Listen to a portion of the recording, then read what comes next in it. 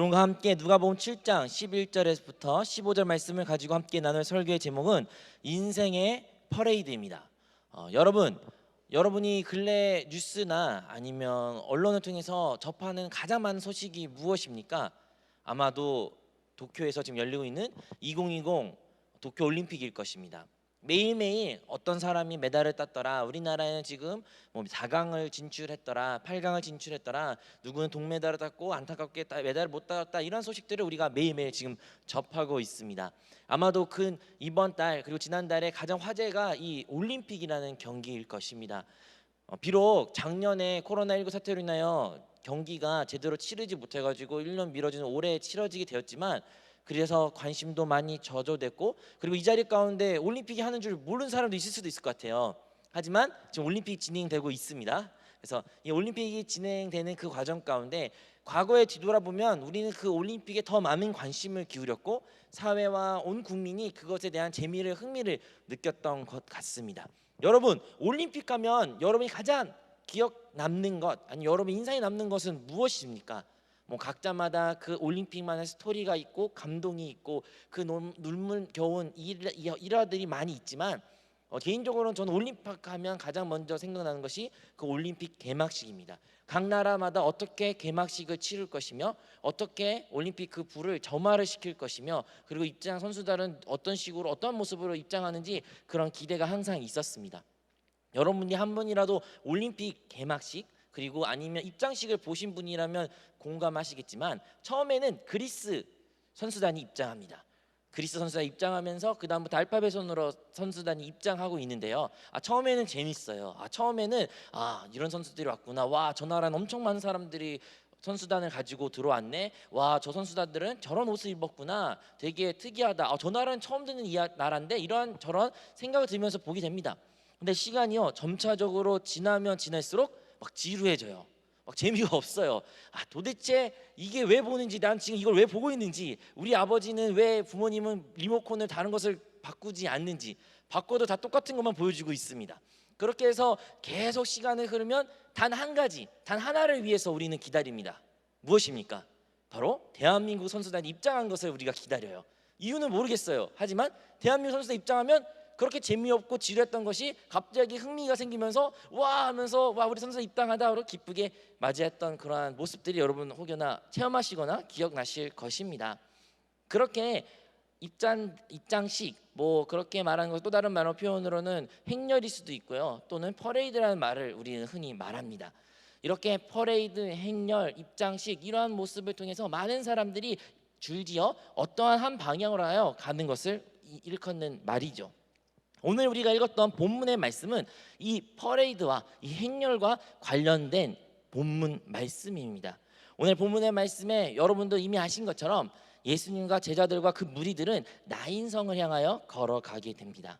하지만요, 나인성의 그 성문 앞에는 많은 곡소리가 들리게 됩니다. 저기 멀리 있는 나인성, 저기서 벌써부터 그 멀리서부터 들리는 곡소리, 많은 사람들이 슬퍼하고 있으며, 많은 사람이 안타까워하고 있으며, 많은 사람들이 힘들어하는 그 모습이 멀리서부터 이미 보이게 됩니다. 자세히 가보니, 그 나인성 성문 앞까지 가보니 여인이 많이 옵니다. 성경에서는 과부라고 말하지만 원어에서 과부란 그 좀 더 정확한 표현은 나이 많은 과부였습니다. 나이 많은 한 여인이 많이 울어요. 남편도 이미 잃었고 홀로 아들을 키웠던 자였지만 그 아들이 죽게 된 것입니다. 그 아들의 장례를 치르기 위해서 이제 그 성 밖으로 나가 장례를 치르게 나가게 되는 것이죠. 우리는 본문의 말씀을 통해서 정확하게 알 수는 없지만 이 과부와 이 아들은, 이 청년은 이 성에서 많은 사랑을 받았던 자인 것 같습니다. 그래서 오늘의 성경 본문에 기록된 것처럼 많은 사람들이 이 장례에, 이 행렬에 같이 참여하게 되는 것입니다.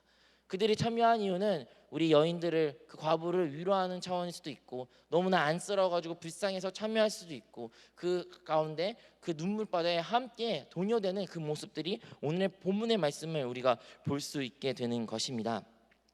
여러분, 이 여인이 울게 된 이유는 무엇일까요? 이 여인이 왜 그렇게 슬프게 우는 걸까요? 아마도 첫 번째는 그 사랑하는 대상을 잃어버린 그 사랑의 이름에 대한 아픔일 것입니다. 하나뿐인 아들, 정말로 남편도 없고 홀로 겨우겨우 이 아들을 키워냈고 이 아들과 함께 행복한 나날들을 보낼 것만 생각했지만 정말로 죽음은 아무도 예상하지 못하게 찾아와 그의 아들을 앗아가게 됩니다.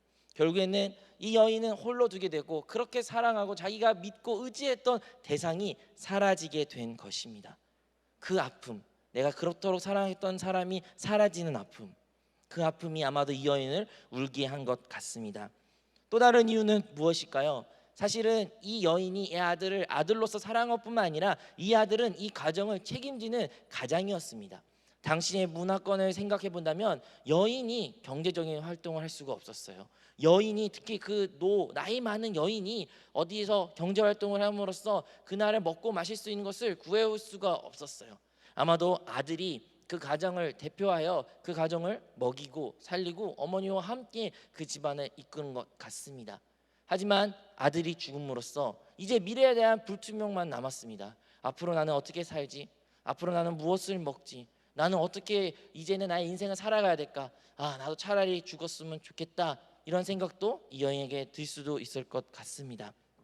이제 이 여인에게 남은 것은 무엇입니까? 절대적인 고독입니다. 이제 이 여인은 홀로 남게 된 것입니다. 이 세상 가운데 홀로 와서 홀로 간다는 말은 익히 들었지만 이제 이 여인은 진정으로 아무도 의지할 사람이 없습니다. 이 여인을 아무도 돌볼 사람이 없습니다. 이 여인이 이제 이 세상 가운데 홀로 남는 그 고독 가운데 인생을 살아가게 된 것입니다. 고독의 나는 이제 홀로구나. 나는 이제 아무도 나와 함께 있지 않구나. 그것을 깨닫는 순간 두려움이 엄습하고 슬픔이 엄습하고 그리하여 비참한 눈물만 흘리게 되는 것이 바로 이 여인의 모습인 것 같습니다. 여러분, 이 세상도 하나의 무리를 지어 어디를 향하고 있습니다. 이 세상은 한 가지의 유행을 따라 한 가지의 방향을 따라 이 세상도 흘러가고 있습니다. 물론 다양한 국가들이 있고 다양한 민족이 있고 다양한 언어들이 있을지라도 그럼에도 불구하고 이 인류는 한 가지의 종점을 향하여 끝을 달려가고 있습니다. 그리고 그 끝은 우리가 익히 아는 바로 죽음입니다. 우리는 모두 이 죽음이라는 표대를 향하여 다 걸어갑니다. 인정하고 싶고 인정 안 하든 간에 상관없이 우리는 인류는 그 죽음을 향하여 걸어가고 있고 우리 또한 그 행렬에 그 큰 무리에 합세된 존재입니다. 그렇다면 이 행렬에는 어떠한 것이 남는 것입니까? 이 행렬에는 눈물밖에 없습니다. 이 행렬에는 고난밖에 없고 고통밖에 없고 힘듦밖에 없습니다. 우리의 삶을 뒤돌아보면 여러분의 삶은 어떠한 삶으로 가득하십니까? 행복과 만족과 충만함으로 충만한 인생이라고 여러분 자부하실 수 있습니까? 아니면 나의 인생은 고난과 고통이 가득하였고 수고가 많았고 눈물이 참으로 많았던 인생이라고 여러분 고백하십니까? 세상 사람들에게도 인류 그 누구에도 이 질문을 하게 된다면 모두 같은 답을 하게 됩니다. 우리의 인생은 이 인생까지 살아간 우리는 바로 눈물의 인생을 살아가요 고통과 고난과 땀과 피눈물을 흘리는 삶을 살아가는 존재입니다. 그리고 그렇게 수고하고 그렇게 노력을 하고 그렇게 아붕다리가 행복하게 살기를 원하는 우리의 존재지만 그 끝은 무엇입니까? 죽음이라는 것입니다. 아무리 내가 그 죽음에서부터 그 불황에서부터 영원한 멸망에서부터 벗어나려고 노력했지라도 우리에게 끝은 죽음밖에 없는 것입니다. 그것이 바로 우리의 모습입니다. 물론 사람들은 그렇게 생각 안 할 수도 있습니다. 특히 청년 때 젊을 때 우리의 죽음은 너무나 먼 이야기 같습니다. 죽음 나중에 어르신들이나 할머니 할아버지가 돌아가신 거 아닌가 이런 생각도 우리는 하곤 합니다. 하지만 오늘의 본문의 말씀처럼 이 죽음이라는 것은 나이와 상관없이 우리에게 언제든지 찾아올 수 있는 것입니다. 이 가정에 청년에게 찾아왔던 죽음과 같이 우리 인생 가운데 순서와 상관없이 죽음은 언제든지 찾아올 수 있게 된 것이죠. 여러분, 죽음이 여러분의 가정 가운데 여러분 인생 가운데 찾아오게 된다면 여러분은 이 여인과 같은 상실감과 눈물을 흘리지 않을 거라는 확신을 하실 수 있으십니까? 우리 또한 우리의 삶 가운데 나의 사랑한 사람이, 내가 의지했던 사람이, 나의 부모님이, 나의 친인척들이, 나의 동생이, 아니면 나의 어떤 오빠 언니가, 친구가 죽으면 우리가 이 여인 같은 고백을 안 할 수가 있을까요?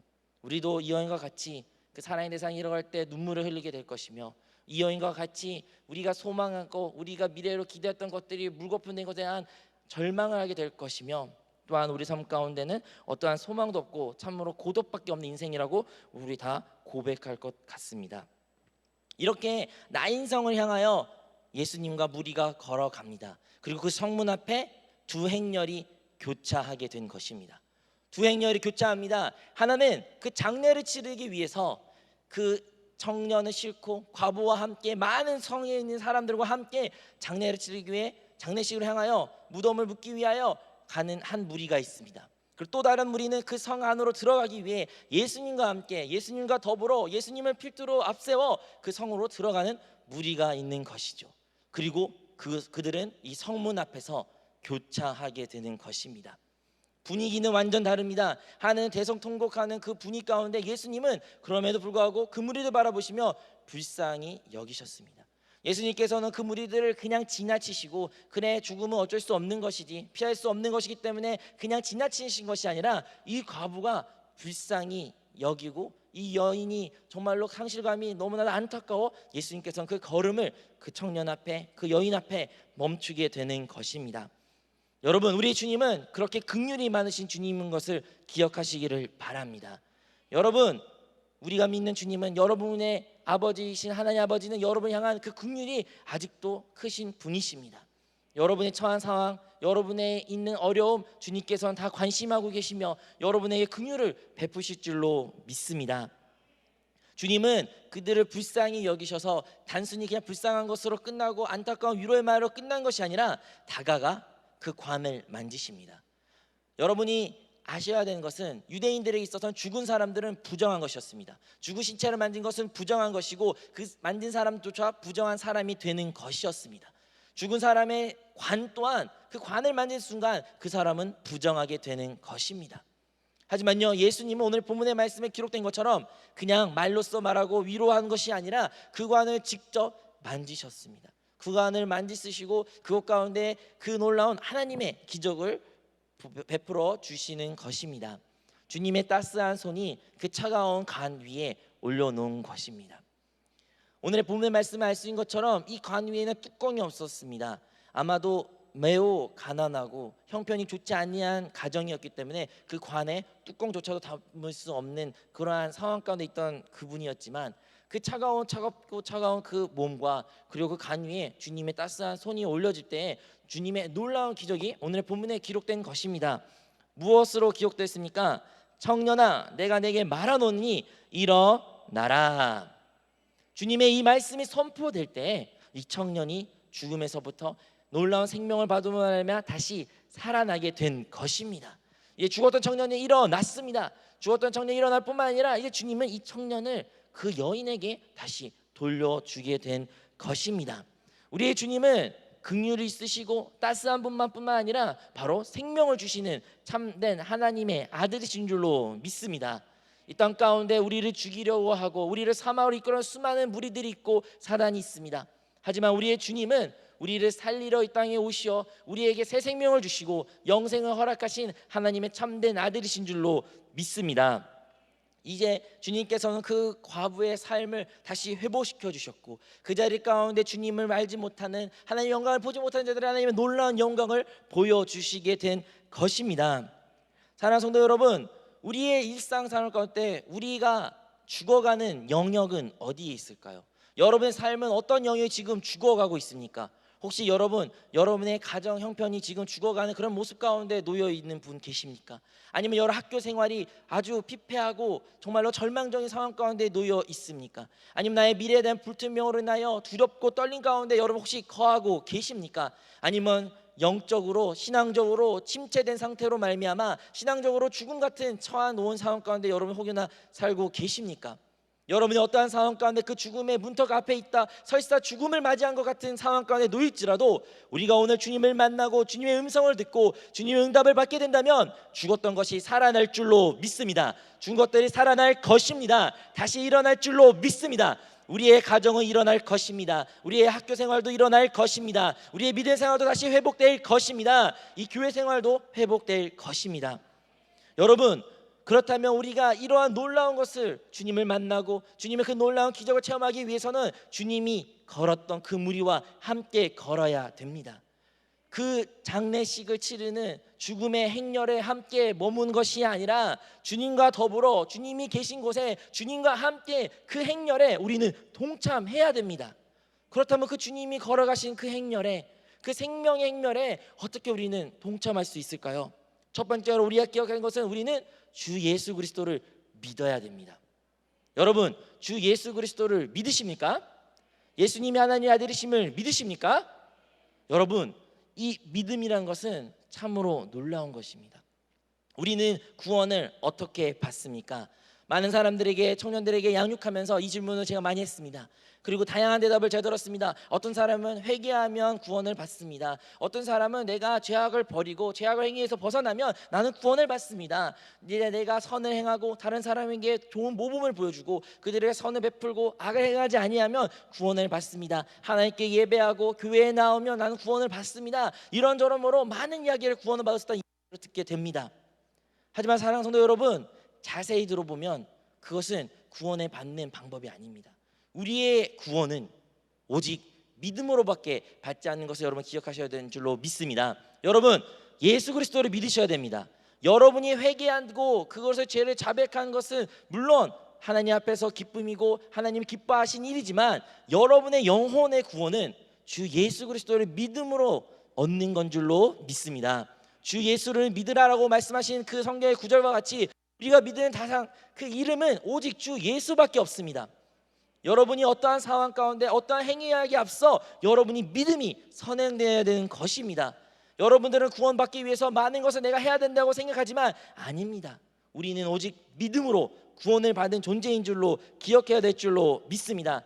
무엇을 믿습니까? 바로 주님의 약속의 말씀을 믿는 것입니다. 하나님 아버지의 약속의 말씀을 믿는 것입니다. 하나님께서 주 예수 그리스도를 죽이심으로 말미암아 우리에게 구원을 영생을 주신다는 그 믿음을 우리는 소유해야 될 줄로 믿습니다. 이 자리 가운데 예를 들어 제가 이지원 전사님에게 전사님 제가 전사님에게 커피를 사줄게요 라고 말할 때 이 말을 믿어야 되는 것입니다. 그러면 제가 그 커피를 사준 것을 믿으면 언젠가 제가 커피를 사주겠죠.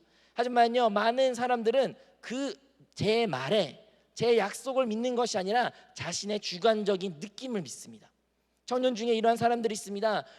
오늘 구원 받았습니까? 당신이 구원 받았습니까? 제가 물어보면 어떨 때는요 제가 구원 받은 것 같은 느낌이 들고요, 어떨 때는 제가 구원 안 받은 느낌이 들어요. 제가 성령 충만하면 구원 받은 것 같은데 제가 또 세상에 빠지거나 성령 충만하지 않으면 저 구원 안 받은 것 같아요 라는 말을 듣게 됩니다. 여러분, 여러분의 느낌에 따라 여러분의 구원이 좌지우지지 않습니다. 여러분의 느낌에 따라 여러분의 구원이 되거나 안 되는 것이 아닙니다. 이것은 마치 제가 커피를 사준다고 약속한 그 말씀을 믿지 않는 이 전도사가 자기의 기분에 따라 전도사님 사줄 것 같은 기분이 들어와서 제가 사준다는 것이 확정되는 거 아닙니다. 그분의 어떠한 느낌이 상관없이 약속의 말씀을 믿는 그 믿음으로 그것이 우리의 구원이 확증되는 것입니다. 여러분, 여러분의 감정에 여러분의 믿음으로 인하여 흔들리지 마십시오. 사람들은 여러분에게 많은 것을 속삭이고 많은 것을 거짓으로 말하며 여러분의 믿음을 어떻게든 흔들리게 만들지만 여러분의 믿음은 오직 예수 그리스도의 약속의 말씀을 의거하여 하나님의 약속의 말씀으로 인하여 여러분의 구원이 이루어진 줄로 믿습니다. 그러므로 말미암아 그 모든 것이 이후에 선언된 많은 일들이 있지만 여러분의 그 구원만큼은 믿음으로 통해서만 얻은 것을 기억하시기를 바랍니다. 우리가 그 예수 그리스도의 생명의 행렬에 동참하고 그것 가운데 하나님의 놀라운 생명을 누리기 위해서는 우리가 두 번째로 기억해야 되는 것은 바로 그 주님이 지금 어디에 계신지 알아야 됩니다. 주님은 이 땅 가운데 2000년 전에 함께 제자들과 수많은 무리들과 거느리시고 이야기를 나누시며 함께 먹고 많은 시간들을 보내셨습니다. 하지만요, 우리가 아는 것처럼 주님의 구원을 우리의 영생을 허락하기 위해 주님은 십자가에 죽으셔야 했고 결국에는 장사한 지 3일 만에 그는 부활하셨습니다. 그가 부활하신 이유는 다름 아니라 또 다른 부에서 바로 성령을 우리에게 부어주시기 위한 것입니다. 여러분, 우리의 주님은 어디에 계시나요? 이제는 눈에 보이지 않는 주님, 2000년 전에 그 주님은 어디에 계시나요? 그 주님은 바로 주 예수 그리스도를 믿는 하나님의 자녀들에게 그들 거듭난 영 안에 성령으로 함께 계신 줄로 믿습니다. 여러분, 주님은 어떠한 외부적인 눈에 보이는 곳에 있는 것이 아니라 여러분 거듭난 안에 계신 성령으로 함께 계신 줄로 믿습니다. 여러분 주님의 그 생명의 행렬에 함께 동참하고 싶으십니까? 주님과 함께 동행하는 삶을 살고 싶으십니까? 눈에 보이는 다른 것에 집착한 것이 아니라 여러분의 거듭난 영 안에 계신 성령님의 인도하심에 따라, 성령의 기름 부음에 따라 여러분 집중하십시오. 여러분 성령님께 세밀한 음성으로 귀를 기울여 주십시오. 성령님의 기름 부으심에 순종한 삶을 살아가는 것이 곧 그 생명의 행렬에 함께 동참하는 것이요 하나님의 놀라운 기적을 체험할 수 있는 길인 줄로 믿습니다. 마지막으로 그 생명의 놀라운 행렬에 동참하는 것은 바로 주님의 참된 몸된 이 교회를, 이상을 보아야 됩니다. 주님과 함께 걸어가는 삶, 주님과 동행하는 삶, 그러면 주님은 우리에게 말씀하십니다. 내가 너희 안에 거하고 너희가 내 안에 거할 때 무엇이든지 원하는 대로 구하라. 그럼 내가 너에게 모든 것을 이룬다 말씀하시는 약속의 말씀과 같이 우리가 그 구하는 하나님의 기적과 우리의 삶 가운데 다시 한번 생명으로 소생되는 것을 원하는 그 모든 것은 주님의 안에, 그리고 주님이 우리 안에 있어야 되는 것입니다. 그리고 그것은, 그 이상은 교회로서 이루어진 것입니다. 여러분 교회는 어떠한 곳입니까? 교회는 그냥 어떠한 건물처럼 눈에 보이는 어떤 시설로 국한된 것으로 착각하고 계십니까? 교회는 하나님의 자녀된 자들이 한 사람 한 사람이 모여 그들이 그리스도의 몸된 지체가 되는 것입니다. 몸의 일부분이 되는 것입니다. 왜냐하면 이 교회는 그리스도의 몸이기 때문입니다. 우리 그리스도는 교회의 머리이십니다. 이 머리의 생명이, 그리고 몸된 이곳 가운데 그리스도의 생명이 흐르고 있습니다. 우리가 그 교회 안에 있을 때 생명의 그 행렬에 우리는 동참할 수 있게 되는 것입니다.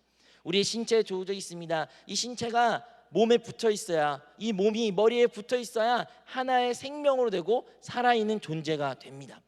아무리 아름다운 살아있는 신체 조직일지라도 이 순간 절단되고 이 몸에서부터 벗어날 순간에는 잠시 살아있는 것처럼 보일 수 있으나 시간이 지나면 몸에 붙어있지 않는 신체 조직은 다 사망하게 됩니다. 다 썩게 됩니다. 부패하게 됩니다. 결국에는 없어지게 되는 것입니다. 오직 몸에 붙어있는 조직만이 살아있는 조직이요, 살아있는 하나님의 놀라운 생명을 누릴 수 있는 지체가 되는 것입니다. 교회는 분명히 성경에서는 그리스도의 몸이라고 말하고 있습니다.